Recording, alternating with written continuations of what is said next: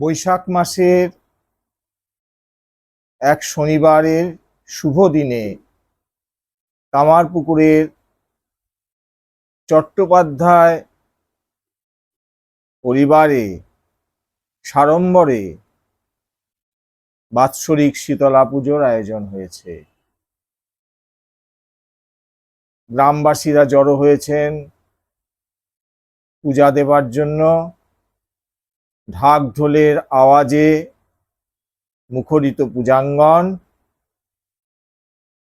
ধূপ ধুনোর গন্ধে চারিদিক আমোদিত। সর্বরোগ নাশিনী জগজ্জননী শীতলা মায়ের বন্দনায় ব্রতী আজ সকলে। পূজা সমাপনান্তে এবার বলিদান হবে। ছোট্ট শাক শিশুকে উৎসর্গ করে নিয়ে আসা হয়েছে বলিদান করবার জন্য। কিন্তু হঠাৎ সেই পরিবারের একটি ছোট্ট মেয়ে লক্ষ্মী ছুটে গিয়ে ছাক শিশুটিকে কোলে নিয়ে কাঁদতে শুরু করলো, না, বলিদান করা যাবে না, ওকে আমি পুষবো। বয়োজ্যেষ্ঠরা বুঝতে পারলেন মা শীতলা আর বলিদান চাইছেন না। সেই থেকে বলিদান বন্ধ হয়ে গেল। এই লক্ষ্মী দিদির ছোট কাকা ছিলেন গদাধর চট্টোপাধ্যায়, আমাদের ঠাকুর শ্রী রামকৃষ্ণদেব। তিনি বলেছেন, আমাদের লক্ষ্মী শীতলার অংশে জন্মেছে। আর তাদের পরিবারেই বধূমাতা রূপে জয়রামবাটির থেকে পূর্ণ অংশ স্বরূপা মহাকালী শীতলা মায়ের আবির্ভাব হলো, যিনি আমাদের শ্রীশ্রীমা শারদা। জয়রামবাটিতে তার পৈতৃক বাসস্থানে ধর্ম ঠাকুর, মা মনসা, মা ষষ্ঠী এবং শীতলা মায়ের নিত্য পূজা হয়। এখনো জয়রামবাটির মাতৃমন্দিরের নিকটেই সেই পারিবারিক কুলদেবীর অধিষ্ঠান। সাড়ম্বরে পূজিতা হন মা শীতলা এবং অন্যান্য দেবীরা। শ্রী শ্রী মায়ের কৃপা এবং সান্নিধ্য লাভের জন্য দূর দূরান্ত থেকে ভক্তরা জয়রামবাটিতে ছুটে আসেন। মায়ের অপার করুণায় সকলে নীরব এবং সুস্থ জীবন যাপন করেন। মা ছাড়া আমাদের কেউ নেই।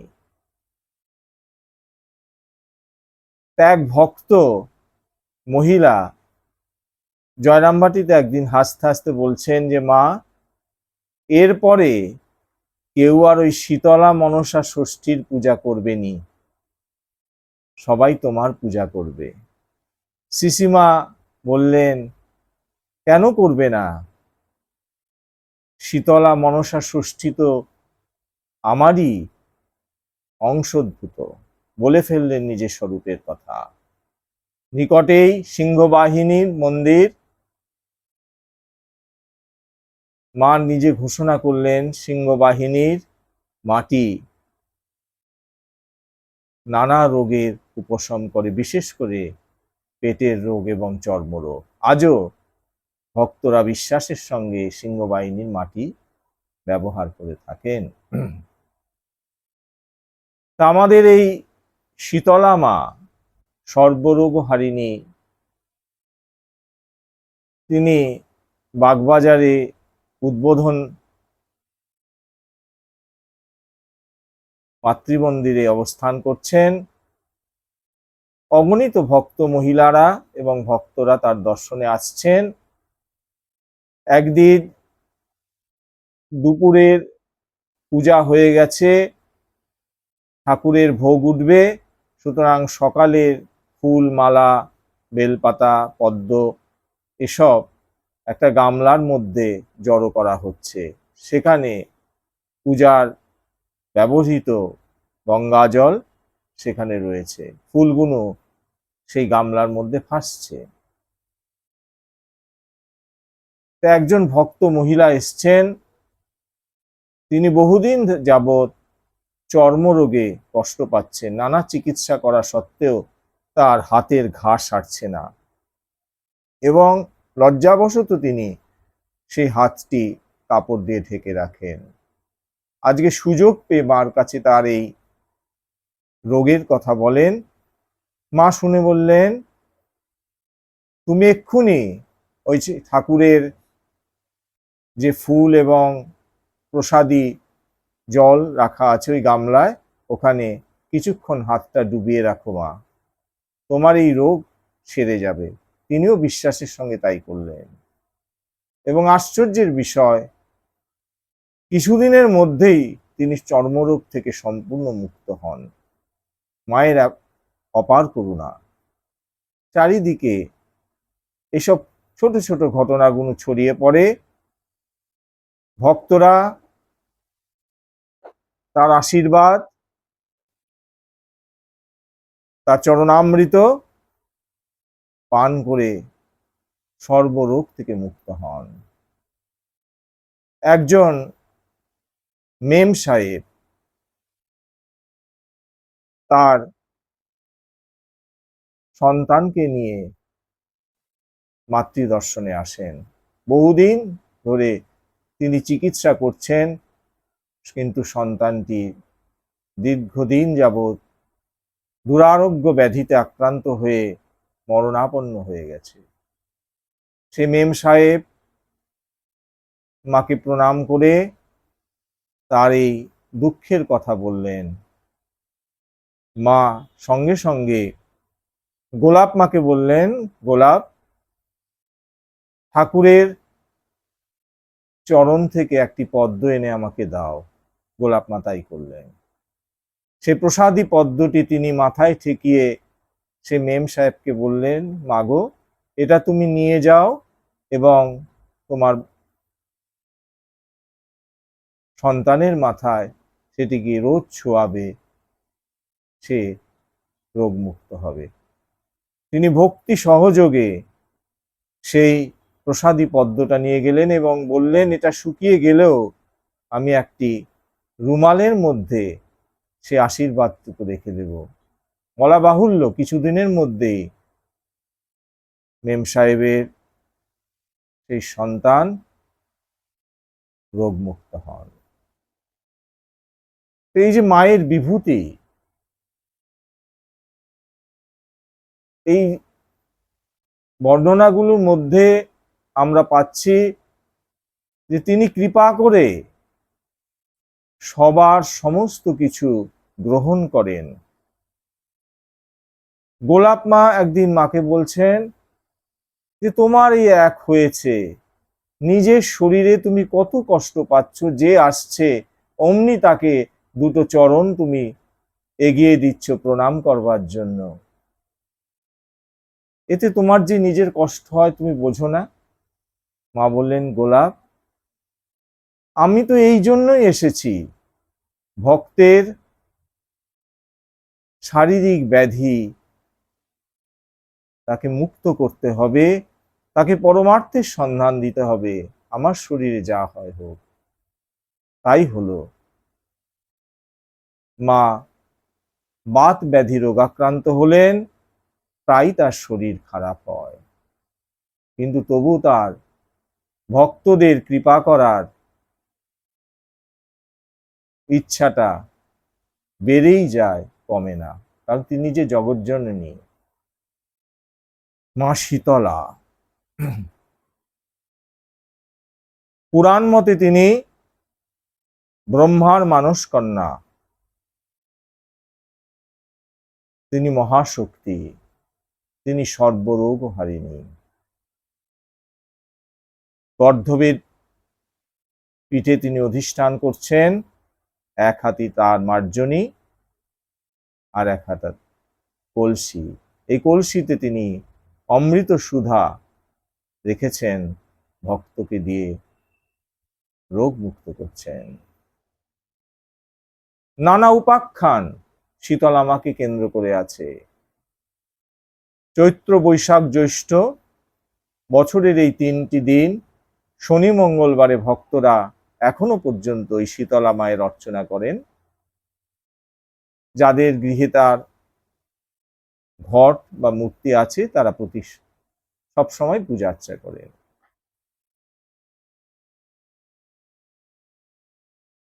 তা শীতলা মা আমাদের শ্রী মায়ের মধ্যেই অধিষ্ঠান করছেন। আমরা বিভিন্ন আলোচনার মধ্যে দশমহাবিদ্যার বিভিন্ন রূপের সঙ্গে মায়ের তুলনা করেছি, আরো করা হবে।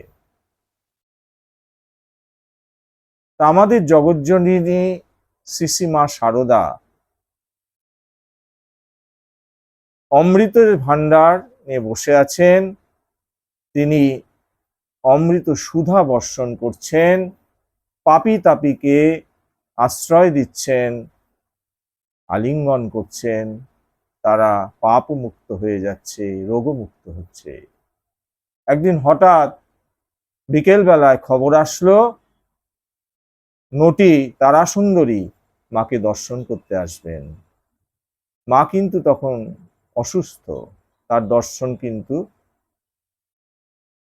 বন্ধ। কিন্তু মা যেই শুনলেন তারাসুন্দরী আসছেন, তিনি প্রথমবার আসছেন, তিনি অনুমতি চেয়েছেন। সঙ্গে সঙ্গে উপস্থিত ভক্ত মহিলাদের মা বললেন, তোমরা সবাই পাশের ঘরে গিয়ে দরজা বন্ধ করে দাও। যথাসময়ে তারাসুন্দরী আসলেন, অপূর্ব সুন্দরী, ঘোড়ার গাড়ি করে এসেছেন, কয়েকজন লোকও এসছেন সঙ্গে, এবং তিনি প্রচুর ফল, মিষ্টি, ফুল, ধূপ, বস্ত্র, দক্ষিণা সব নিয়ে এসছেন মাকে দেবেন। তিনি সাধারণ সমাজভুক্তা মহিলা নন, তৎকালীন সমাজে তো একদম অপাঙ্ক্তেয় নটি, তিনি বারাঙ্গনা। কিন্তু তিনি তার এই ভবরোগ থেকে মুক্তির জন্য, তার পূর্বার্জিত পাপ কর্মের থেকে নিষ্কৃতি পাওয়ার জন্য আজ আর নিজেকে ধরে রাখতে পারেননি, তিনি এসেছেন মাতৃ দর্শন করবার জন্য। তিনি মায়ের কাছে যেতে ভয় পাচ্ছেন। তিনি যখন উপরে উঠে আসলেন, মা তখন দুটি হাত প্রসারিত করে তার দিকে এগিয়েছেন, বলে, এসো মা, এসো। যেন কতদিনের চেনা। তারাসুন্দরী মায়ের শ্রীচরণে লুটিয়ে পড়লেন, অঝরে কাঁদতে শুরু করলেন।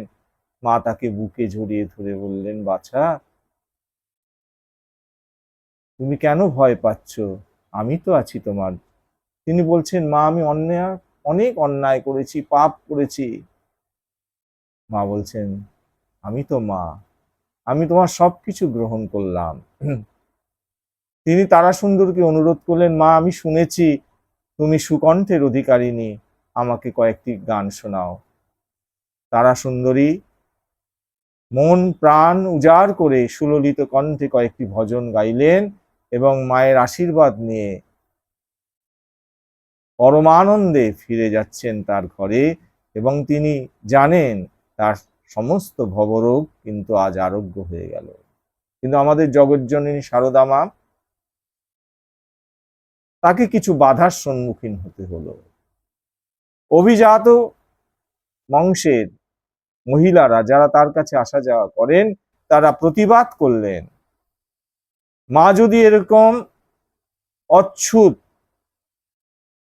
অপাঙ্ক্তেয় পতিতাদের যদি গ্রহণ করেন তাহলে আমরা আর মার কাছে আসবো না। মা দীপ্ত কণ্ঠে বললেন, আর এসো না আমার কাছে, আমি চাই না তোমরা আসো, যদি আসো সেই শুদ্ধ মন নিয়ে এসো। আমি কিন্তু কাউকে ছাড়তে পারবো না। তারা সুন্দরী যা ফল মিষ্টি পুষ্পমাল্য যা এনেছেন, তিনি কিন্তু নিজে সামাজিক প্রথা অনুযায়ী সেগুলো কিন্তু তার কোনো ভক্তকে ব্যবহার করতে দিলেন না। মায়ের চিকিৎসক এসছেন, তিনি মোটা টাকা ফিস নেন, তিনি আজকেই মাকে দেখতে এসছেন মায়ের শারীরিক অবস্থাটা জানবার জন্য। দেখা হয়ে গেলে মা গোলাপ মাকে বললেন, গোলাপ, ডাক্তারবাবুর গাড়িতে এসব তুলে দাও। তাই হলো। ডাক্তারবাবু তো অবাক হয়ে গেছেন, আজ কত কিছু পেয়েছেন মার কাছ থেকে, কিন্তু মা কিন্তু প্রথা ভাঙলেন না। তারা সুন্দরীর পাপের পয়সা যেটা তিনি নিজে মনে করেন, সেটি কিন্তু মা গ্রহণ করলেন না। কোনো সাধু ব্রহ্মচারী এবং গৃহীদেরও সেটা গ্রহণ করতে দিলেন না। এটাও একটা দৃষ্টান্ত। কিন্তু যে কৃপাটা তিনি তারা সুন্দরীকে করলেন, তারা সুন্দরী কিন্তু পুরোপুরি পরবর্তীকালে সাধিকায় পরিণত হয়ে গেলেন। এই তো জগৎজননী শীতলা মায়ের কাজ। সর্বরোগকে হরণ করে অমৃত বর্ষণ করেন। চতুর্দিকে শীতলা মার পুজো হচ্ছে এবং শীতলা মঙ্গল কীর্তন হচ্ছে। বাদ্য বাজনার সঙ্গে গায়ক গাইছেন। সবে পূজরে পূজরে শীতলাচরণ, সবে পূজরে পূজরে শীতলাচরণ। আমরা বলি সবে পূজরে পূজরে শারদার চরণ, সবে পূজরে পূজরে শারদার চরণ। মায়ের কাছে একটি বালক থাকতো, মায়ের ফাইফরমাস খাটতো। হঠাৎ সে দুরারোগ্য ব্যাধিতে আক্রান্ত হলেন। কবিরাজ বললেন তার বাঁচার আশা নেই। মাও বুঝতে পারলেন সেই বালক সন্তানটির আয়ু কমে আসছে। বাগবাজারে বাচ্চাটি যখন খুব অসুস্থ হয়ে পড়ল, তখন কবিরাজ বললেন তাকে এবার নিয়ে চলে যাও, গঙ্গার ঘাটে নিয়ে যাও, সেখানে সে শান্তিতে মারা যাক। মাও তাই অনুমতি করলেন। স্বামী যোগানন্দ এবং মায়ের কিছু ব্রহ্মচারী সন্তান সেই বালকটিকে চন্দন দিয়ে সাজাচ্ছে, হরে কৃষ্ণ হরে রাম তার কপালে লিখছে। সে বলছে, কি লিখছো? মহারাজ বললেন যে তোমার কপালে একটু ঠাকুরের নাম লিখছি। সে বললে, না, পুছে দাও, আমার সারা শরীরে লিখে দাও সারদা সারদা সারদা। আমি সারদার সন্তান, আমি এখনো মার কাছে আছি এবং মরে গেলেও মার কাছে যাব। জগৎজননী কাঁদছেন, বারান্দার থেকে দেখছেন তার এই প্রিয় সেবক ছেলেটিকে সবাই গঙ্গার ঘাটে নিয়ে যাচ্ছে। এবং গঙ্গার ঘাটে নিয়ে যাওয়ার সময় পথে সে দেহত্যাগ করে এবং সারদা চরণে লীন হয়ে যায়।